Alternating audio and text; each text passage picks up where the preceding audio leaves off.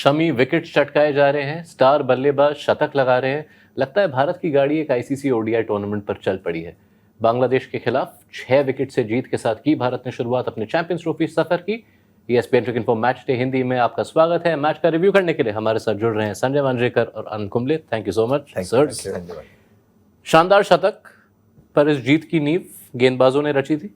जरूर, क्योंकि अगर आप ये बहुत खुश हो गए ये पहले प्रश्न से क्योंकि अगर आप टॉस जीत के पहले बल्लेबाजी किए बांग्लादेश, तो आपके बॉलर्स सेट करना चाहिए गेम को, और वही हुआ। शुरुआत में बहुत अच्छी चली, लेकिन वो ड्रॉप कैच उसके बाद वापसी की बांग्लादेश। फिर भी अगर आप पहले ही बताते भारत को कि अगर आप टॉस हारेंगे और बांग्लादेश सिर्फ 228 बनाएंगे और आपको चेस करना पड़ेगा, तो फिर you would have taken that. I thought the bowler set it up nicely. सवाल पूछना जरूरी था क्योंकि शमी के 5 विकेट के बावजूद प्लेयर ऑफ द मैच पुरस्कार दिया गया शुभमन गिल को। शमी से शुरुआत करते हैं क्योंकि इतनी बात की थी हमने कि बुमराह नहीं है, क्या होगा पेस अटैक का, लेकिन शमी और ICC ODI event love story. जी हाँ, और होता भी है। हम लोग कहते कि लव स्टोरी कोई कोइंसिडेंस निकालते हैं, बट सच बात तो ये है कि है काबिल बॉलर। तो ऐसे लोग अच्छे मैचेस में और अच्छे टूर्नामेंट में और भी निखर आते हैं, और इसीलिए शामी का फिट होना बहुत इंपॉर्टेंट था। जब बुमराह नहीं थे तो भारत के पास एक ऐसा बॉलर चला गया जो भारत को हारी हुई बाजी जिताए, और शामी का सिर्फ फिटनेस इश्यू है। अगर इस मैच में भी अगर विकेट ना लेते, वो क्रंच गेम जब आएगा सेमीफाइनल्स या फाइनल्स, तब आप शामी का असली रूप देखेंगे। एक अच्छी बात यह है कि 5 विकेट लेकर उनको भी मजा आया होगा, लेकिन उनको पता है कि ये मोहम्मद शमी इससे भी बेहतर गेंदबाजी कर सकते हैं। तो जी हाँ, उनकी बदौलत 230 एक टारगेट जहां पर लग रहा था कि हाफ वे स्टेज पर भारत ये मैच जीता जाता, अगर 280 या 300 के करीब पहुंचते, तो फिर बल्लेबाज कोई अगर चेस करके जीता था मैच, तो उसको प्लेयर ऑफ द मैच देते तो सेंस बनता। और एक और बात है, आज शमी ने 200 विकेट पार की ओडीआई क्रिकेट में, तो बहुत काबिले तारीफ है, क्योंकि 5 विकेट निकाले और इतनी जल्दी एक फास्ट बॉलर 200 विकेट्स तक पहुंचे ओडीआई क्रिकेट में। I think it's wonderful to see that. और सिर्फ 19 मुकाबले खेले उन्होंने आईसीसी ओडीआई टूर्नामेंट्स में, विश्व कप और चैंपियंस ट्रॉफी को अगर आप जोड़ ले, और उसमें 5 विकेट हॉल हो गए। ओडीआई इतिहास में किसी और के 3 से ज़्यादा नहीं है। अब आते हैं बैटिंग स्टार पे, क्योंकि शुभमन गिल भले ही टारगेट 230 के नीचे था, पिच उतना आसान नहीं। किस तरह रेट करेंगे आप उनकी पारी? अभी ये तो मास्टर ऑफ द गेम जैसे बैटिंग कर रहे हैं, और खूबियाँ बहुत है। एक तो बिना ज़्यादा रिस्क लिए 80-90 के स्ट्राइक रेट से इनिंग्स को, वो कहते हैं ना, फाउंडेशन देते हैं। सिंगल और टूज जो अगर लेना है तो जब मन करता है तो ले सकते हैं। बड़ा शॉट तो उनके पास है ही, और सबसे अच्छी जो बात है कि अंत तक बैटिंग करते रहते हैं। 100 रन बनाते हैं, नॉट आउट रहते हैं, टीम को जीत के पास लेकर खुद वहाँ अंत तक रहते हैं।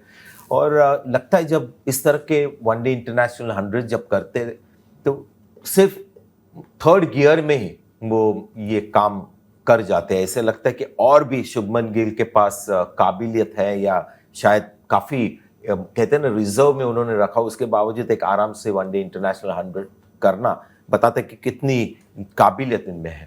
इस फॉर्मेट में आप भारत के दिग्गज बल्लेबाज को देखिए, या इन जनरल ओडीआईज में जो बैटिंग ग्रेड्स थे, एक भूख इज अ कॉमन कांस्टेंट। वो भूख शुभमन गिल में हर बार झलकती है। हाँ, और अगर आप इनकी जितना भी करियर हुआ है वनडे क्रिकेट में, 60 के ऊपर उनकी एवरेज है। और एक अच्छी बात देखने को मिला है कि वो ख़त्म करके आए हैं आज। 100 किया है, लेकिन भारत को जीत की तरफ लेके गए और जिताए, और लास्ट बॉल तक रहे वहाँ पे नॉट आउट रह के। और जैसे संजय बताया, ये पिच आसान नहीं था, थोड़ा स्लो था और टर्न भी हो रहा था, लेकिन आसानी के साथ और टाइमिंग के साथ बहुत बढ़िया खेले। और I think it was important innings for him and also for India. पारी की शुरुआत में रोहित शर्मा का वो आक्रमण उम्मीद अनुसार अच्छा लगा देखकर। जी, और मुझे लगता है कि वही उनकी रणनीति होगी अंत तक इस चैंपियंस ट्रॉफी में, और सूट भी करता है इस स्टेज ऑफ हिज करियर, क्योंकि जब उन्होंने 100 बनाए इंग्लैंड के खिलाफ, लग रहा था कहीं थोड़ा सा आउटसाइड हिज कंफर्ट जोन था, क्योंकि बहुत थके हुए भी लग रहे थे और 90 के बाद स्लो भी हुए, तो वो शायद ऐसा था लोगों के लिए जो चाहते थे कि रोहित शर्मा 100 करे, लेकिन उनका मन और टीम को जो सूट होने वाला अप्रोच है वो यही है और यही करना भी चाहिए। उनके साथ ही नंबर 3 पर विराट कोहली, उनके लिए काफ़ी ऑपोजिट एक्सपीरियंस आज। नहीं, वही जो संजय ने बताया, रोल जैसे बात करते हैं। पहले रोल था विराट कोहली का कि अगर चेज हो तो फिर चेज मास्टर थे और लास्ट तक खेलते थे। अभी मुझे लगता है कि वो थोड़ा खुल के खेलना पड़ेगा और इतना दबाव में नहीं खेलना चाहिए, क्योंकि वो रोल मुझे लगता है शुभमन गिल, केएल राहुल, हार्दिक पांड्या और जडेजा, ये 4 लोग उसकी तरफ जा सकते हैं। रोहित शर्मा सेट करेंगे, विराट कोहली आराम से उनका गेम जो है वो खेलना चाहिए। श्रेयस अय्यर आके उनकी गेम खेलते हैं, क्योंकि वो उनकी अच्छी स्ट्राइक रेट भी होती है। और अक्षर पटेल लेफ्ट हैंडर करके वो आते हैं कि स्पिनर्स को थोड़ा मोमेंटम शिफ्ट करने का, तो उनका वो रोल है। तो मुझे लगता है कि विराट कोहली का वो जो रोल था पहले, जो चेज मास्टर थे और हर मैच में चेज जब भी भारत करता था तो वो लास्ट तक आराम से लेके जाके जिताते थे, वो रोल आज भी अगर उनके ऊपर दबाव डाले तो फिर मेरे ख्याल से वो अच्छी नहीं है। वो खुल के खेलना चाहिए और बाकी लोग हैं जो आराम से कर रहे हैं वो रोल।